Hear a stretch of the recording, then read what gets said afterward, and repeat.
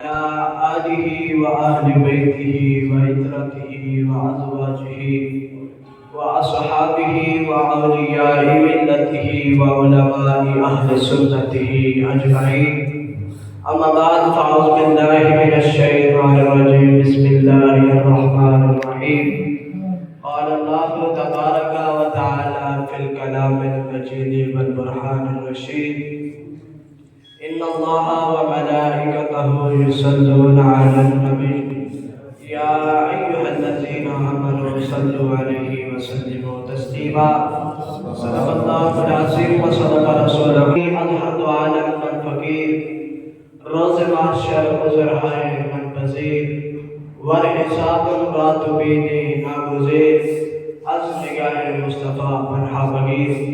اللہ وعدہ دی حمد و ثنا تو بعد اس نے پیارے محبوب نبی آخر الزمان شاہی عرض و سما احمد مجتبہ جناب محمد مصطفیٰ صلی اللہ علیہ وآلہ وبارک وسلم آپ کی بارگاہ کے اندر حضرت الاسلام در نظرانہ پیش کرنے تو بعد دعا رب العزت میں حق پر سچ بیان کرن دی اور سنا کے اس کے اوپر عمل کرن دی مالک کائنات توفیق عطا فرمائے.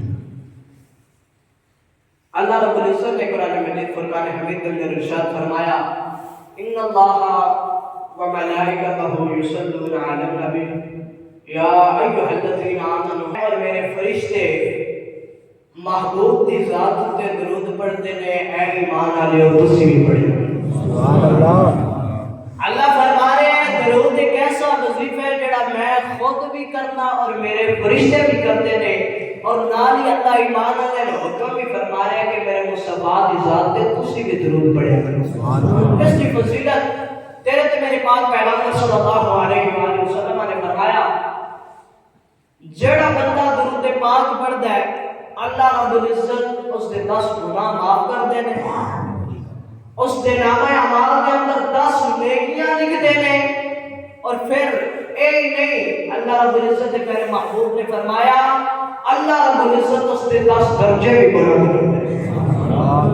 اور پھر دوسری حدیث مبارکہ اس میں امام غزالی رحمۃ اللہ علیہ نے مکاشفۃ القلوب کے اندر ذکر فرمایا. آپ فرماتے ہیں حضور علیہ السلام نے فرمایا کہ جڑا بندہ درود پاک پڑھدا ہے اللہ رب العزت اس کی سانواں دے ذریعے ایک بدن نو پیدا کرتے ہیں.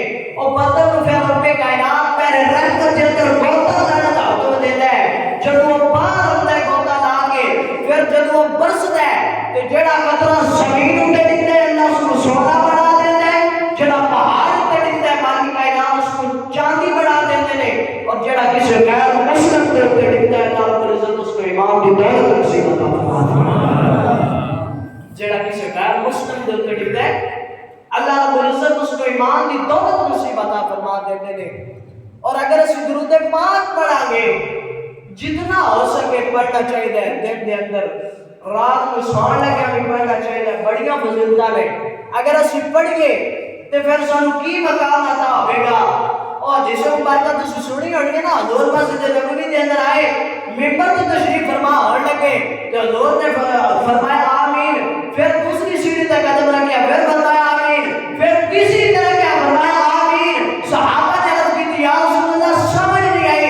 حضور نے فرمایا کہ تم پہلی سیڑھی تے قدم رکھیا ہے جبریل امین حاضر ہوئے نے اور عرض کی سونیا جڑا بندہ اپنی زندگی دے اندر بڈھے ماں باپ پائے اور انہاں دی خدمت کر کے جنت حاصل نہ کر سکے اور تمام برباد ہو جائے. حضور فرمایا میں کہ آمین. جب دوسری سیڑھی تے قدم رکھیا جبریل امین عرض کی سونیا جن دے اگے تیرا نام لیا جائے اور درود پاک نہ پڑھے ہو کہ تمام برباد ہو جائے. حضور نے فرمایا کہ آمین. جب تیسری سیڑھی تے قدم رکھیا پھر حضور نے فرمایا آمین. حضور نے فرمایا جبریل امین عرض کی جڑا بندہ رمضان دا مہینہ بڑا ہی برکت مہینہ ساڈے کول گزر گیا ہے. حضور نے فرمایا جڑا بندہ رمضان دا مہینہ اپنی زندگی دے اندر پائے اور اللہ کو معافی حاصل کر کے جنت حاصل نہ کر سکی وہ تباہ و برباد ہو جائے. حضور نے فرمایا میں کہ آمین. بیٹیوں جتنا ہو سکے درود پاک پڑھنا چاہیے، جتنا ہو سکے درود پاک پڑھنا چاہیے. تبھی تو ایک بات آخر ہے کہ محمد سے وفا تو